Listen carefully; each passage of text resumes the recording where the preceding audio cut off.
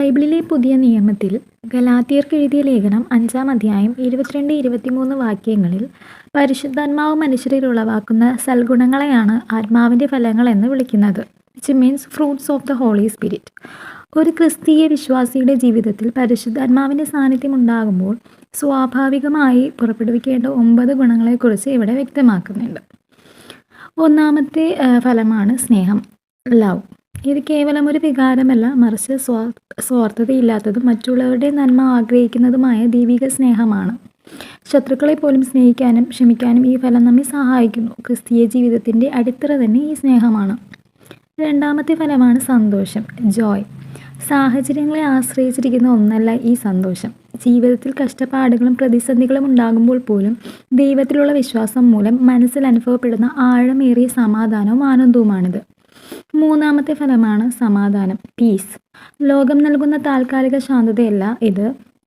ദൈവത്തോട് കൂടെയായിരിക്കുമ്പോൾ ലഭിക്കുന്ന ആന്തരിക സമാധാനമാണ്. ആകുലതകളും ഭയവും ഇല്ലാതെ എല്ലാ ബുദ്ധിയെയും കവിയുന്ന ദൈവിക സമാധാനം ഹൃദയത്തിൽ കാത്തു സൂക്ഷിക്കാൻ ഇത് സഹായിക്കുന്നു. നാലാമത്തെ ഫലമാണ് ദീർഘക്ഷമ, ലോങ് സഫറിങ് ഓർ പേഷ്യൻസ്. മറ്റുള്ളവരുടെ തെറ്റുകളോടോ കഠിനമായ സാഹചര്യങ്ങളോടോ പെട്ടെന്ന് കോപിക്കാതെ സഹിഷ്ണുതയോടെ കാത്തിരിക്കാനുള്ള കഴിവാണ് ദീർഘക്ഷമ. പ്രതികാര ചിന്തയില്ലാതെ കാര്യങ്ങളെ നേരിടാൻ ഇത് കരുത്ത് നൽകുന്നു. അഞ്ചാമത്തെ ഫലമാണ് ദയ, കൈൻഡ്നസ് അല്ലെങ്കിൽ ജെന്റിൽനെസ്.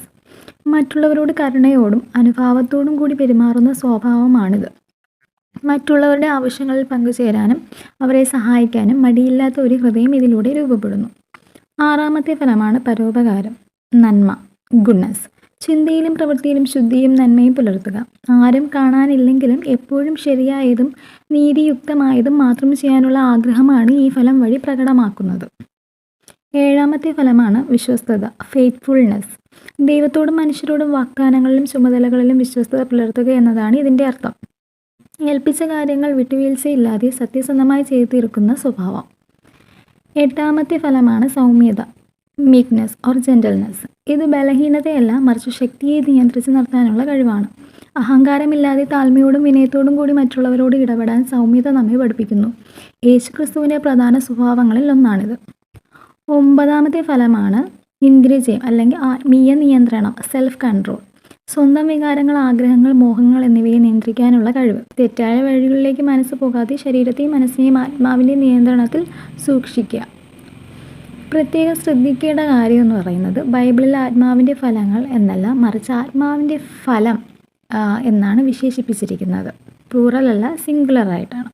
അതായത് ഇത് വ്യത്യസ്തമായ 9 ഫലങ്ങളല്ല, മറിച്ച് പരിശുദ്ധാത്മാവുള്ള ഒരു വ്യക്തിയിൽ ഒരൊറ്റ ഫലത്തിൻ്റെ 9 വ്യത്യസ്ത ഭാവങ്ങൾ അല്ലെങ്കിൽ ലേതളുകൾ ഒരേപോലെ പ്രകടമാക്കണമെന്നാണ് ഇതിനർത്ഥം. ഗലാത്യർ 5-ാം അധ്യായത്തിൽ പൗലോസ് അപ്പോസ്തലൻ മനുഷ്യൻ്റെ സ്വാഭാവികമായ പാപ സ്വഭാവങ്ങളെ, ജഡത്തിൻ്റെ പ്രവൃത്തികൾ, ഉദാഹരണത്തിന് ദേഷ്യം, അസൂയ, വ്യഭിചാരം, കലഹം മുതലായവ കുറിച്ചും പറയുന്നുണ്ട്. ഒരു മനുഷ്യൻ സ്വന്തം താല്പര്യങ്ങൾക്കനുസരിച്ച് ജീവിക്കുമ്പോൾ ജഡത്തിൻ്റെ പ്രവൃത്തികളും ദൈവഹിതത്തിന് കീഴടങ്ങി ജീവിക്കുമ്പോൾ ആത്മാവിൻ്റെ ഫലങ്ങളും പുറപ്പെടുവിക്കുന്നു. ചുരുക്കത്തിൽ ഒരു നല്ല വൃക്ഷം നല്ല ഫലം പുറപ്പെടുവിക്കുന്നത് പോലെ ഒരു യഥാർത്ഥ വിശ്വാസിയുടെ സ്വഭാവത്തിലും ജീവിത രീതിയിലും ആവശ്യമായ മാറ്റങ്ങൾ വരുത്തുന്നതാണ് ആത്മാവിൻ്റെ ഫലം. സ്വാർത്ഥത വെടിഞ്ഞ് ദൈവികമായ നന്മയോടും ആത്മീയ നിയന്ത്രണത്തോടും കൂടി മറ്റുള്ളവർക്ക് പ്രയോജനമുള്ളവരായി ജീവിക്കുക. ഈ ദൈവവചനം നിങ്ങളുടെ ഹൃദയത്തെ ശക്തിപ്പെടുത്തട്ടെ. വീണ്ടും മറ്റൊരു ബൈബിൾ കഥയുമായി കാണാം. ദൈവം നിങ്ങളെ അനുഗ്രഹിക്കട്ടെ. ആമേൻ.